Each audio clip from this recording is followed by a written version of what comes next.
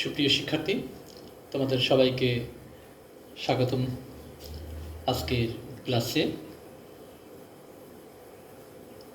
Corona সংকটকালে তোমরা যে যেখানে আছো আশা করি সবাই ভালো আছো, সুস্থ আছো এবং পরিস্থিতিকে মেনে নিয়ে তোমরা সবাই ঘরে অবস্থান করছো এবং নিশ্চয়ই তোমরা এই সংকটকালে তোমাদের পড়াশোনাকে সামনের দিকে এগিয়ে নিয়েছো। নিশ্চয়ই তোমরা বইপত্রের সঙ্গে যোগাযোগ বিচ্ছিন্ন করনি, এই আশাবাদ আমি রাখছি। তো আজকে তোমাদের সঙ্গে যে বিষয়টি নিয়ে আমি ক্লাস করতে চাই সে বিষয়টি হচ্ছে গল্প। আমরা আজকের বিষয় নিয়েছি তোমার গল্প আহ্বান গল্প তোমার গল্পকার বিভূতিভূষণ বন্দ্যোপাধ্যায়। তোমরা যারা গল্প পড়তে ভালোবাসো তারা নিশ্চয়ই বিভূতিভূষণ বন্দ্যোপাধ্যায়ের নাম জানো এবং বিভূতিভূষণ বন্দ্যোপাধ্যায়ের বিখ্যাত উপন্যাসগুলো, গল্পগুলো তোমাদের অনেকেরই পাঠ আছে, নাম জানা আছে, এটুকু বিশ্বাস আমি রাখি। যেমন বিভূতিভূষণ বন্দ্যোপাধ্যায়ের নাম নিলেই সবার আগে যে অমূল্য কথা সাহিত্যের নামটি চলে আসে সেটি হচ্ছে পথের পাঁচালী।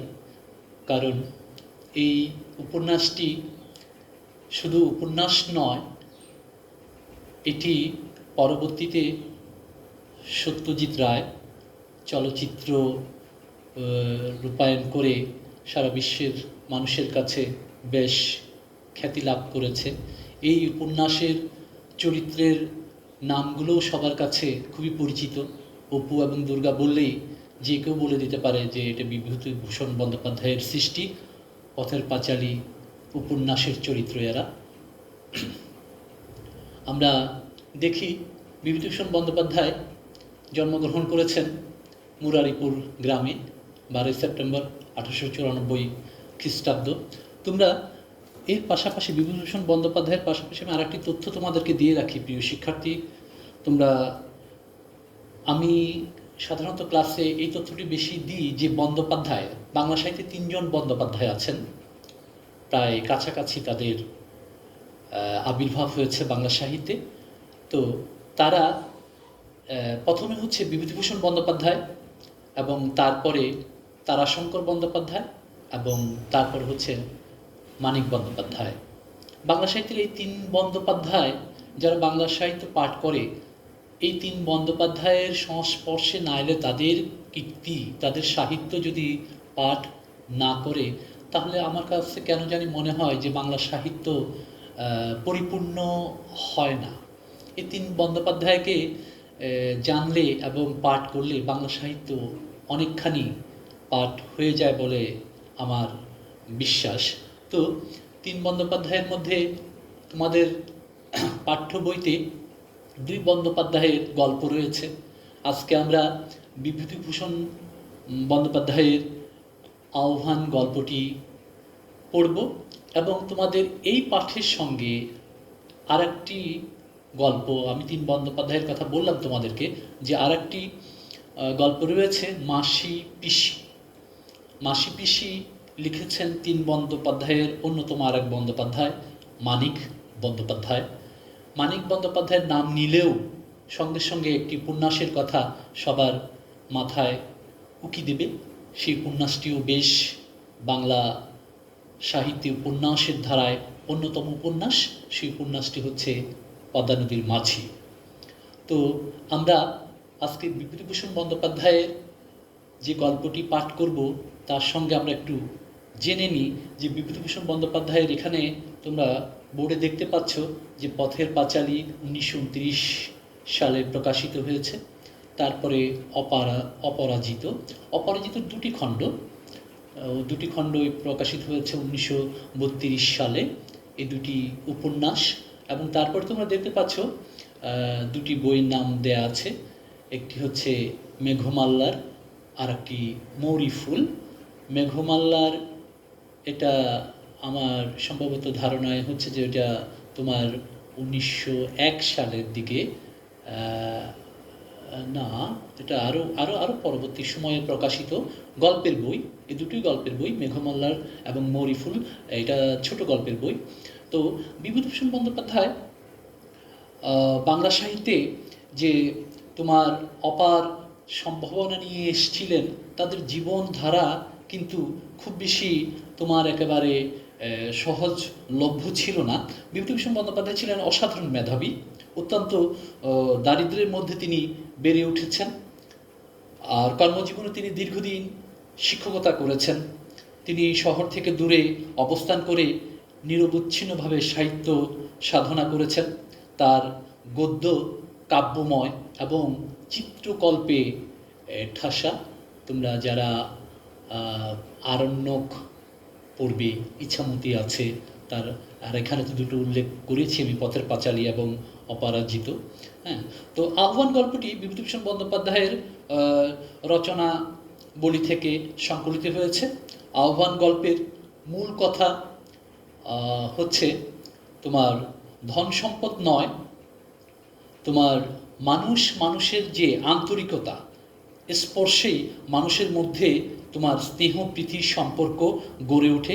ধর্মীয় গোঁড়ামি মানুষের মধ্যকার উদার ও মানবিক সম্পর্ক মধ্যে দিয়ে, ধর্মীয় গোঁড়ামিটাকে বাদ দিলে মানুষের সাথে যে তোমার উদার সম্পর্ক, সেই উদার সম্পর্কের মানবিকতার সম্পর্কের গল্পই হচ্ছে বিভূতিভূষণ বন্দ্যোপাধ্যায়ের আহ্বান গল্পটি। তো আহ্বান গল্পটি আমরা তোমরা যারা আছো, তোমরা পাঠ করলে, এই গল্পটি পাঠ করে আসলে আমরা কি পাব, কি শিখব? গল্পটি পাঠে শিক্ষার্থীরা উদার ও মানবিক সম্পর্কের গুরুত্ব অনুধাবন করতে পারবে। তোমরা ধন সম্পদ অপেক্ষা স্নেহ মমতার বন্ধন যে অধিক মূল্যবান তা বুঝতে পারবে। দারিদ্র্যপীড়িত গ্রামের মানুষের সহজ সরল জীবনধারা সম্পর্কে ধারণা লাভ করবে তোমরা। কিভাবে মানুষের মধ্যে দূরত্ব ঘুচানো যায় তা অনুধাবন করবে। এবং বড় কথা যে বিভূতিভূষণ বন্দ্যোপাধ্যায় যে তার বিশাল বাংলার প্রকৃতি এবং বাংলার তোমার সাধারণ মানুষের যে জীবনের প্রতিচ্ছবি তিনি এঁকেছেন, তার গল্প এখানে সেই সহজ সরল গ্রামীণ মানুষের সরলতা এই গল্পের মধ্যে ফুটে উঠেছে। তোমরা আমরা একটু করে গল্পটির পাঠ বিশ্লেষণে যাব। এই ক্লাসে তো সম্পূর্ণ গল্পটি পাঠ করা যাবে না, আমরা একটু কাহিনীটাকে বিশ্লেষণ করব। যে আমাদের গল্পের যে মূল চরিত্র আছে, সেই মূল চরিত্র কলকাতা শহরে চাকরি করে এবং তার শেকড় হচ্ছে গ্রামে। সেই মূল চরিত্র প্রায়শই সে গ্রামে আসে, তার গ্রামের ভিটে বাড়িতে তার বাড়িঘর নেই। চক্রবর্তী মশাই বলে তার এক জ্যাঠা, তাকে সে বলল, সে গল্পকথাকে বলল যে তুমি তোমার ভিটাতে কি করো, একটা ঘর তোলো, চাকরির ছুটি ছাটায় তুমি কি করবে, আসবে। হ্যাঁ, তো গ্রামে এসে তুমি একটু অন্যরকম জীবন যাপন করবে। তোমার চাকরি আছে কলকাতায় ভালো, কিন্তু গ্রামে ভিটায় একটা ঘর থাকা খুবই জরুরি। তো চক্রবর্তী মশাই আমাদের গল্পকথককে কি দিলেন, সন বাস এগুলো দিলেন তোমার করতে, মানে তোমার ঘর তুলতে তোমার সাহায্য করলেন। তো ওই ঘর তোলার সময় যে ব্যাপারটি হলো, একদিন বিকেলে আমাদের গল্পকথক সে গ্রামের বাজারে যাচ্ছে। গ্রামের বাজারে যাওয়ার সময় সে দেখতে পেল যে একটা আম গাছের ছায়ায় এক বৃদ্ধা বসে আছে। তো বুড়িকে দেখে আমাদের গল্পকথক দাঁড়িয়ে গেল এবং সে জিজ্ঞাসা করল কোথায় যাবে। হ্যাঁ, তখন বুড়ি উত্তর দিল যে আমি বাজারে যাব। হ্যাঁ, বুড়ি গল্পকথককে ভালোভাবে চিনতে পারেনি, ডান হাত উঁচিয়ে তালু আরভাবে চোখের উপর ধরলো, হ্যাঁ, এবং জিজ্ঞেস করলো, কে বাবা তুমি, কোত্থেকে আসলা, তোমাকে তো জানলাম না। তখন আমাদের গল্পকথক জবাব দিল যে, হ্যাঁ, চিনবে না, আমি অনেক দিন গ্রামে আসিনি, গাঁয়ে আসিনি। হ্যাঁ, তখন বুড়ি বলল, তা হবে বাবা, আমি এপাড়া ওপাড়া যাতাম আসতাম, নাতিনি থাকতেই অভাব ছিল না কোনো জিনিসের, গোলা পরা ধান, গোয়াল পরা গরু। হ্যাঁ, বুড়ির এক সময় সব কিছু ছিল। বুড়ি সে কথাটি আমাদের গল্পকথককে জানিয়েছে। হ্যাঁ, তোমাকে তো চিনলাম না বুড়ি। গল্পকথক তখন তাকে জিজ্ঞেস করলো যে, তোমাকে তো চিনলাম না, তুমি কে? তখন বুড়ি যে কথাটি বললো সেটা হচ্ছে, আমার তো তেনার নাম করতে নেই বাবা। তো একসময় ছিল গ্রামের মহিলারা যে স্বামীর নাম তারা মুখে আনতো না। তারা স্বামীর নাম নিলে অপরাধ হবে, হ্যাঁ, পাপ হবে, এই ধরনের ধারণায় তারা বিশ্বাসী ছিল। তারা স্বামীর পেশাটাকে তারা পরিচয় হিসেবে ব্যবহার করত। তখন বুড়ি বলল যে তিনি তো করাতের কাজ করতেন। হ্যাঁ, তারপরে আমাদের গল্পকথক জিজ্ঞেস করলো বুড়িকে, তোমার কি ছেলে আছে, কেউ আছে? তখন বুড়ি জবাব দিল, কেউ নেই বাবা, কেউ নেই। এক নাত জামাই ছিল, সে আমাকে ভাত দেয় না, আমার বড্ড কষ্ট। হ্যাঁ, আমার কোনোদিন খাবার জোটে, আবার কোনোদিন খাবার জোটে না।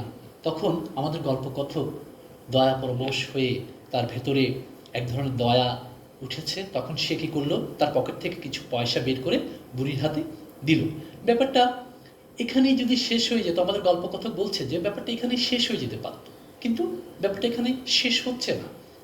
কি হলো, পরের দিন সকালে আমাদের গল্পকথক ঘুম থেকে উঠে দেখলো সেই বুড়ি ঠক ঠক করতে করতে উঠোনে এসে হাজির। থাকি গল্পকথক থাকে তার এই জ্ঞাতি খুড়োর বাড়িতে। তিনি বললেন, ও হলো জমির করাতের স্ত্রী।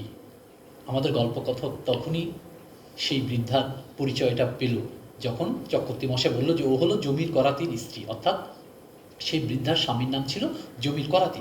অনেক দিন আগে মরে গিয়েছে জমির।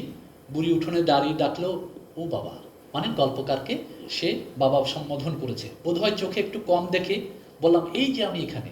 গল্পকথক এসে তার সামনে দাঁড়ালো। হ্যাঁ, এবার হ্যাঁ, খুড়ো মশাই বুড়িকে বুঝিয়ে দিলেন আমি কে।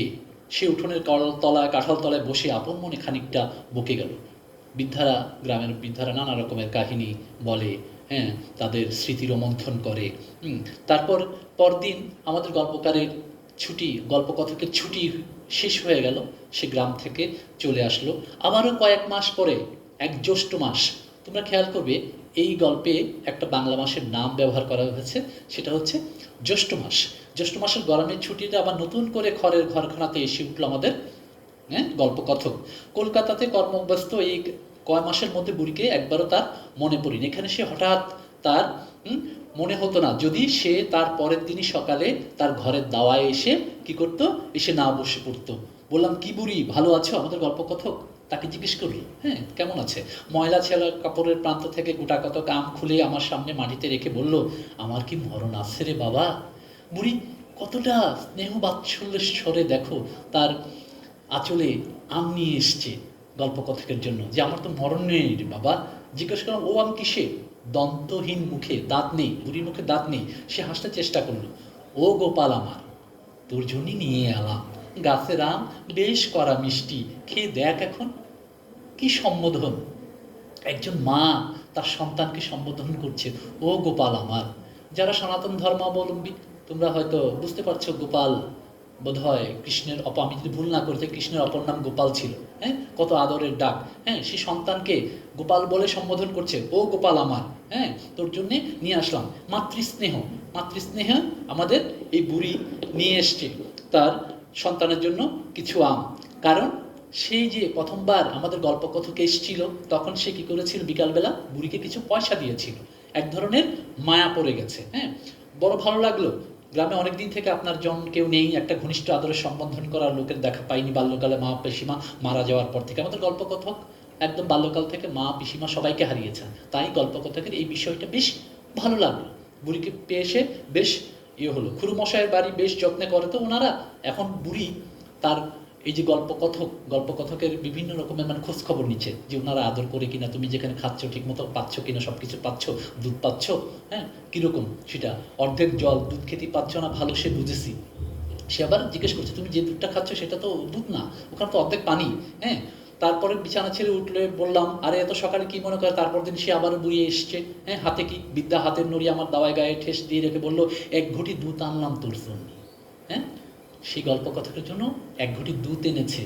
হ্যাঁ, দেখো, হ্যাঁ, পুত্র বাৎসল্য অর্থাৎ তার সন্তান বাৎসল্য কতটুকু। বৃদ্ধা শুনে গেছে সে ভালো করে দুধ খেতে পায় না, এখন সে দুধ নিয়ে এসছে। বৃদ্ধা হাতের নড়ি আমার দাওয়ার গায়ে ঠেস দিয়ে রেখে বললো, এক ঘটি দুধ আনলাম তোর জন্য। সে কি দুধ পেলে কোথায় এত সকালে? আমায় মা বলে ডাকে ওই হাজরা বেটার বউ। এই বুড়িকে, এই বৃদ্ধাকে দেখাশোনা করে হাজরা, হাজরা নামের এক বেটার বউ। হ্যাঁ, এক দুঃসম্পর্কের এক মেয়ে পাতানো সম্পর্কে সে বুড়িকে দেখাশোনা করে। তারও কেউ নেই, মোর চালাঘরের পাশে ওর চালাঘর। ওর কাল রাত্রিরে বলে রেখে দিয়েছিলাম, বলি বউ আমার গোপাল দুধ খেতে পায় না। হ্যাঁ, সে বলছে যে গোপাল দুধ খেতে পায় না, তাই আজ ভোরে উঠে দেখি আমার ডাকছে, মা ওঠো, তোমার গোপালের জন্য দুধ নিয়ে যাও। গোপালের জন্য দুধ নিয়ে এসে সেই মেয়েটি।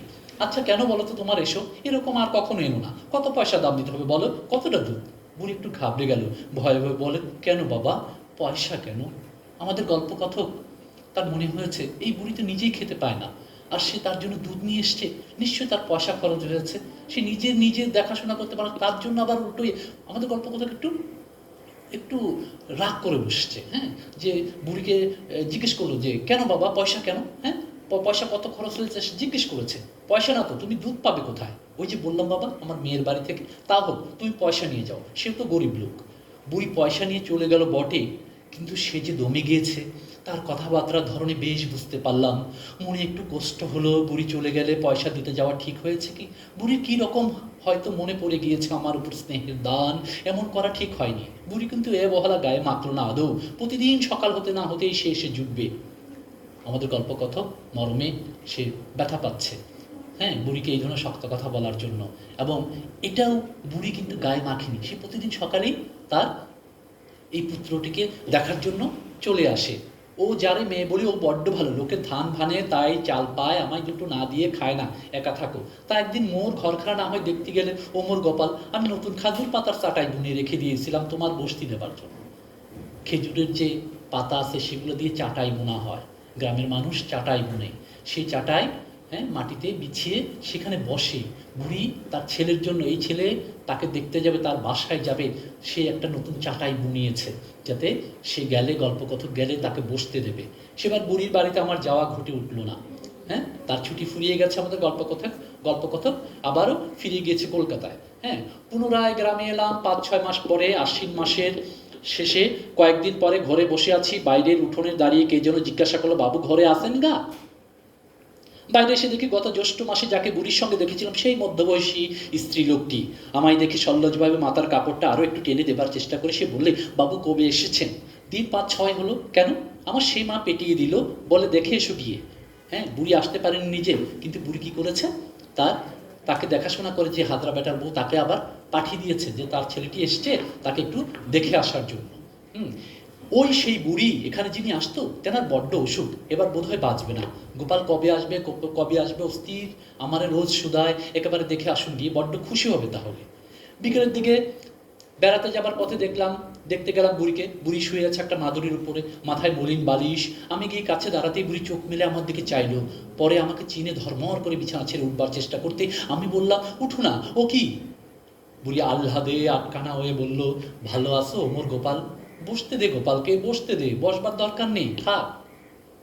গোপালের ওই খাজুরের চটখানা পেতে দে।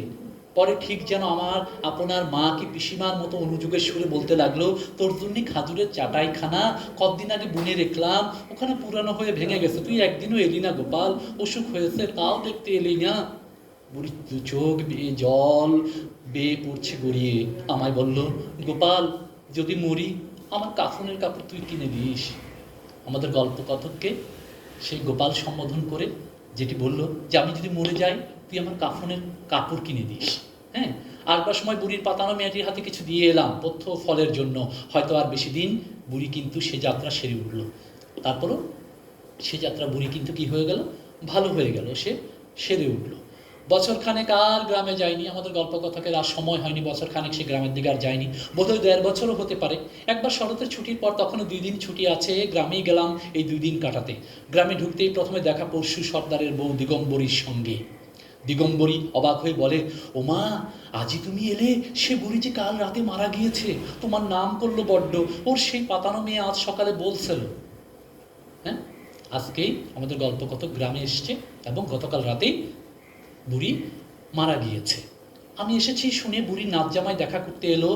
আমার মনে পড়লো বুড়ি বলেছিল সেই একদিন আমি মরে গেলে তুই কাফনের কাপড় কিনে দিস বাবা।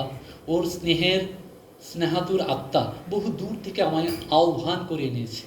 প্রিয় শিক্ষার্থীবৃন্দ, তোমরা এখানে একটু খেয়াল করো। হ্যাঁ, আমাদের গল্পকথক যে বাক্যটি এখানে বলছে, ওর স্নেহাতুর আত্মা বহু দূর থেকে আমায় আহ্বান করে এনেছে। আমাদের গল্পের শিরোনাম হচ্ছে আহ্বান। হ্যাঁ, একটা বৃদ্ধা মহিলা, সে স্নেহ, হ্যাঁ, পুত্র বাৎসল্য স্নেহে একজনকে পুত্র বলে জেনেছে। দীর্ঘদিন সে গ্রামে আসে না এবং সে বলেছিল তাকে যে আমি মরে গেলে আমার কাফনের কাপড়টা তুই কিনে দিস। আর দীর্ঘদিন পরে যেদিন বুড়ি মারা গেল, সেই রাত্রে কিসের এক টানে আমাদের গল্পকথক কলকাতা শহর থেকে গ্রামে ফিরে এলো। এখন আমাদের গল্পকথক বলছে যে ওর স্নেহাতুর আত্মা বহু দূর থেকে আমায় আহ্বান করে ডেকে নিয়ে এসছে। আমার মন হয়তো ওর ডাক এবার আর তাচ্ছিল্য করতে পারেনি।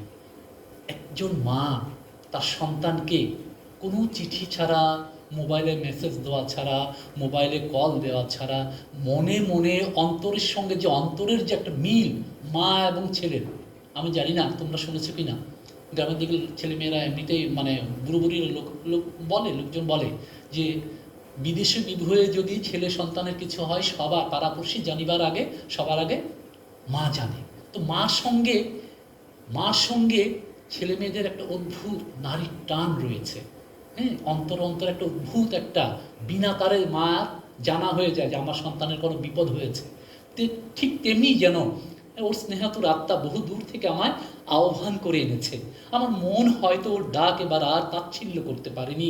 কাপড় কেনবার টাকা দিলাম, অর্থাৎ জানা যায় যে হবে কাফনের কাপড়, সে কাপড় কিংবা টাকা দিয়েছে আমাদের গল্পকথক। নাচ জামাই বলে গেল মাটি দেওয়ার সময় একবার যাবেন বাবু, বেলা 12টা আন্দাজ যাবে। বেলা 12টা আন্দাজ গেলে তাহলে কি হবে, বুড়ির কবর হবে, সেই কবরে তাকেও থাকতে বলার জন্য অনুরোধ করে গেল বুড়ির নাচ জামাই। শরতের কটুতিক্ত গন্ধ ওঠা বনঝোপ ও মাকাল লতা দোলানো একটা প্রাচীন তিত্তিরাজ গাছের তলায় বৃদ্ধাকে কবর দেওয়া হচ্ছে। গাছটির নাম তিত্তিরাজ। বুড়ির কবর দেওয়া হচ্ছে কোন গাছের নিচে? তিত্তিরাজ। গাছটির নাম মনে রাখবে তোমরা। আমি গিয়ে বসলাম। আব্দুল, শুকুর মিয়া, নসর, এই 3 জনের নাম তোমরা খাতায় লিখে রাখো। এই চরিত্রগুলো আমি বলবো তোমাদের যখনই তোমরা যে গল্প পাঠ করবে। গল্পের চরিত্রগুলো পেশা, গল্পের চরিত্রের পেশা, গল্পের যে চরিত্রগুলো আছে তাদের পেশা, তাদের বয়স, হ্যাঁ, তাদের বিশিষ্টতা যদি কোনো কিছু থাকে প্রতিটা চরিত্রের পাশাপাশি এগুলো লিখে রাখবে। পরবর্তীতে দেখবে এই লিখে রাখার ফলে তোমার কাজে দেবে। চরিত্রগুলোর নাম সহজে ভুলবে না এবং চরিত্রগুলোর বৈশিষ্ট্য তোমাদের মনে থাকবে। তাহলে আব্দুল, শুকুর মিয়া, নসর আমাদের সঙ্গে পড়তো। আবেদ আলী, তার ছেলে গনি, এরা সকলেই গাছের ছায় বসে। প্রবীণ শুকুর মিয়া আমায় দেখে বলল, এই যে বাবা এসো, বুড়ির মাটি দেওয়ার দিন তুমি কোণে থেকে এলে? তুমি তো জানতে না তোমায় যে বড্ড ভালোবাসতো বুড়ি। হ্যাঁ, যে বুড়ি যে মরে গেল, তুমি কোত্থেকে হঠাৎ করে চলে আসলে? বুড়ি তোমাকে বড্ড ভালোবাসতো। 2জন জোয়ান ছেলে কবর খুঁড়ছে। আমাদের গল্পকথক দেখতে পেল যে 2জন জোয়ান ছেলে কি করছে? কবর খুঁড়ছে। কবর দেওয়ার পর সকলে এক এক কোদাল মাটি দিল কবরের উপর। শুকুর মিয়া বলল, দাও বাবা, তুমিও দাও। তোমরা একটা জিনিস ধরতে পেরেছি কিনা আমি জানি না, যে আমাদের গল্পকথক কিন্তু সনাতন ধর্ম অবলম্বী, আর আমাদের যে বৃদ্ধা মারা গেলেন তিনি কিন্তু মুসলমান। তিনি মুসলমান আর আমাদের গল্পকথক হচ্ছেন হিন্দু। এখন যারা কবর দিচ্ছিল তারা বলল যে তুমিও এক কোদাল মাটি দাও। তখন মুসলমানের কবরে হিন্দু মাটি দেবে, এই ধরনের কিন্তু কেউ কোনো রকমের কোনো কথা তুলেনি। একজন মানুষ মরে গিয়েছেন, এখন এই গল্প কতককে আমাদের বৃদ্ধা জমির করাতির স্ত্রী সন্তান বাৎসল্যত নিজের ছেলের মতো স্নেহ করেছেন। তাই যারা মাটি দিচ্ছে তারাও বলছে তোমাকে স্নেহে ছেলের মতো সন্তানের মতো ভালোবাসছে, তুমি কি করো, এক কোদাল মাটি দাও, তাতে কি যাবে না, জাত যাবে না, ধর্মের কোনো কি হবে না, ক্ষতি হবে না। দিলাম এক কোদাল মাটি। সঙ্গে সঙ্গে মনে হলো ও বেঁচে থাকলে বলে উঠত, ও মোর গোপাল। কি আদরের ডাক, তার সন্তানের জন্য মায়ের যে একটা ডাক, ও মোর গোপাল। এসে তো প্রায় সে বলতো মায়ের জন্য যে সন্তানের ভালোবাসা। আমাদের গল্প কথক সেই মাটি দেওয়ার সঙ্গে সঙ্গে সেও যেন ওই ধরনের একটা তৃপ্তি বোধ পেল যে আমি মাটি দিলাম কবরে, আর বুড়ি আজকে বেঁচে থাকলে আমাকে কি বলতো, ও মোর গোপাল। তোমরা বোর্ডে দেখতে পাচ্ছ প্রিয় শিক্ষার্থীবৃন্দ। দেখো গল্পটাকে আমরা শেষ করেছি। অনুধাবনমূলক কিছু কোশ্চেন, এই ধরনের আরও অনেক প্রশ্ন, আমি মাত্র 7টা এখানে তুলে দিয়েছি, আরও প্রশ্ন তোমরা পাবে এখানের ভিতরে। এই অনুধাবন কোশ্চেনগুলোকে যত তোমরা ব্যাখ্যা করবে, বিশ্লেষণ করবে, ভেতরে ঢুকবে, তত বেশি গল্পটা তোমাদের কি হবে, ভেতরে আত্মস্থ হয়ে যাবে। তোমরা লেখার সময় কোনো রকম সমস্যায় করবে না। আমার তো তেনার নাম করতে নেই বাবা, হ্যাঁ, আমার কি মরণ আছে রে বাবা, গোলা পোড়া ধান গোয়াল পোড়া গরু, তেনার বড্ড অসুখ, এবার বোধহয় বাঁচবে না, ওর স্নেহাতুর আত্মা আমায় বহুদূর থেকে আহ্বান করে এনেছে, দাও বাবা তুমিও দাও, দিলাম এক কোদাল মাটি। এই লাইনগুলোকে তোমরা যদি বিশ্লেষণ করো তাহলে কি হবে, গল্পটি তোমাদের মাথায় দীর্ঘদিন থেকে যাবে। যখন পরীক্ষার সময় তুমি লিখবে, কোনো চরিত্র দেখবে তোমার কাছ থেকে ছুটে যাবে না, এবং কোনো রকমের বিশ্লেষণও ভুল হবে না। বানান সতর্কতা প্রতিটা পাঠ শেষে আসলে পড়ার সময় যেটা আমাদের দরকার বেশি বেশি, যে আমরা বানানোর প্রতি একটু সতর্ক হওয়া উচিত। হ্যাঁ, বাংলা বানান এগুলো যদি তুমি সতর্ক না হও, লিখতে গেলে তোমার প্রতিনিয়তই বানান ভুল হয়ে যাবে। দীর্ঘজীবী, গোয়ালিনী, হ্যাঁ, গোয়ালিনী লিখতে গেলে দেখবে যে কি এটা দন্তীয় দীর্ঘিকার দিব না রসিকার দিব। স্নেহাতুর, হ্যাঁ, সল্লজ্জভাবে, আহ্লাদ, দিগম্বরী, তাচ্ছিল্য, কটুতিক্ত, স্ত্রী, আজ্ঞে, পৈতৃক, হ্যাঁ, পৈতৃক, জ্যেষ্ঠ, জিজ্ঞাসা, আদর। তো এই বানানগুলো তোমরা পড়তে পড়তে যদি তোমরা খেয়াল করো তাহলে আমার মনে হয় বানান ভুল কম হবে। আর এই গল্প থেকে যেভাবে উদ্দীপক হতে পারে, আমার মনে হয়েছে যে উদ্দীপকের বিষয়গুলো হতে পারে সন্তানের জন্য মায়ের আকুলতা, এই গল্পে ধরা আছে, স্নেহের প্রতি অবমাননা, তারপর সন্তানের প্রতি স্নেহ ভালোবাসা, অন্যের সন্তানের জন্য মাতৃস্নেহের জাগরণ, সন্তানের প্রতি মায়ের শেষ ইচ্ছা, অতিথির প্রতি অনুরাগ ও সমবেদনা, প্রিয়জন হারানোর শোক, জন্মভূমির সঙ্গে গভীর বন্ধন, পল্লীর মানুষের পারস্পরিক সম্প্রীতি, নিচ মন মানসিকতা ও সংকীর্ণতা বোধ। হ্যাঁ, এখানে নিচু মন মানসিকতা সংকীর্ণতা বোধ পরিহার করে ধর্মের ঊর্ধ্বে উঠে গিয়ে গ্রামের সহজ সরল মানুষ, দেখো মাতৃস্নেহের বন্ধনে একজন হিন্দু একজন মুসলমান, হ্যাঁ, কোনো রকমের কোনো বাধা দাঁড়ায়নি। মৃত্যুর পরে সেই হিন্দু বলে কেউ কিন্তু বলে নাই যে তুমি মাটি দিতে পারবে না, কেউ ওই ধরনের কোনো কথা বলে নাই। কারণ বড় কথা হচ্ছে এখানে মা এবং ছেলের বন্ধন, সে যে ধর্মেরই হবে হোক, হ্যাঁ, এটি হচ্ছে বড় বিষয় ব্যাপার এখানে। দেখো তারপরে এই বিষয়গুলো যদি মাথায় রাখো, ওই গল্পটি আহ্বান, হ্যাঁ, আহ্বান কি, একজনকে আহ্বান করে নিয়ে আসা। বুড়ি যে মরে গেছে তার সঙ্গে গল্পকথকের যে একটা মাতৃত্ব স্নেহের বন্ধন হয়ে গেছে, আমাদের গল্পকথক আসতে চায়নি, কিন্তু শেষে দিয়ে তার দুটো দিন আরও বাড়তি ছিল ছুটি, সে যেন এক অদৃশ্য বিনা তারে আমাদের গল্পকথক যেন আহ্বান পেয়েছে, আহ্বান পেয়ে সে গ্রামে এসে বুড়ির শেষ ইচ্ছেটুকু পূরণ করেছে। তো আমরা সেই বুড়ির ইচ্ছে অনুযায়ী আমরা দেখলাম যে আমাদের গল্পকথক বুড়িকে কবরস্থ করেছে, এক কোদাল মাটি দিয়েছে। এবং আমি তোমাদেরকে বাড়ির কাজ হিসেবে বলবো, এইগুলো তোমরা একটা তোমাদের চর্চা করা উচিত। গল্পটি ভালো করে পাঠ করবে। প্রথমত গল্পটি পাঠ করার সময় চরিত্রের নামসমূহ খাতায় লিখবে, তাদের বয়স, পেশা, বৈশিষ্ট্য এগুলো লিখবে, শব্দার্থ, টিকা, টিপ্পণীগুলো লিখবেও শিখবে, অনুধাবনমূলক প্রশ্নগুলো বেশি বেশি পড়বে, তাহলে দেখবে তোমাদের সমস্যাগুলো হবে না। আর গল্প তো গল্প ছড়ে না পড়ে, যেহেতু এটা পরীক্ষা দিতে হবে, লিখতে হবে, তার জন্য গল্পটি পড়ার সময় শুধু আমরা খাতায় কী করবো, চরিত্রগুলো লিখবো, গল্পের কাহিনী সংক্ষেপটা লিখবো, আর অনুধাবনমূলক প্রশ্নগুলো বারবার করে আমরা পড়তে থাকবো। এভাবে যদি পড়ি তাহলে দেখবে গল্পগুলো কোনো সমস্যাই হবে না। কবিতাতেও একই ব্যাপার, বারবার পড়বে, বারবার লিখবে এবং বিষয়টাকে বারবার অনুধাবনের চেষ্টা করবে, তাহলে দেখবে কোনো সমস্যাই হবে না। তোমরা বাংলা নিয়ে কোনো রকমের কোনো সমস্যায় পড়বে না, কোনো চিন্তায় থাকবে না, পরীক্ষায় তোমরা অনায়াসে উত্তীর্ণ হবে, উত্তর দিতে পারবে ভালো করে। তোমরা সবাই ভালো থাকো, সুস্থ থাকো। এই ক্রান্তিকাল আমরা কাটিয়ে উঠব এবং অচিরে একটা সুন্দর দিনের আগমনী অপেক্ষায় আছি। সুন্দর দিনের স্বপ্ন আমরা দেখতে থাকবো। একদিন হয়তো ক্লাসরুমে আবারও আমরা মিলিত হব এবং ক্লাস করতে পারবো আগের মতো আনন্দ উল্লাসে। সে পর্যন্ত সবার জন্য শুভকামনা। সবাই তোমরা ভালো থাকো। সবাইকে ধন্যবাদ।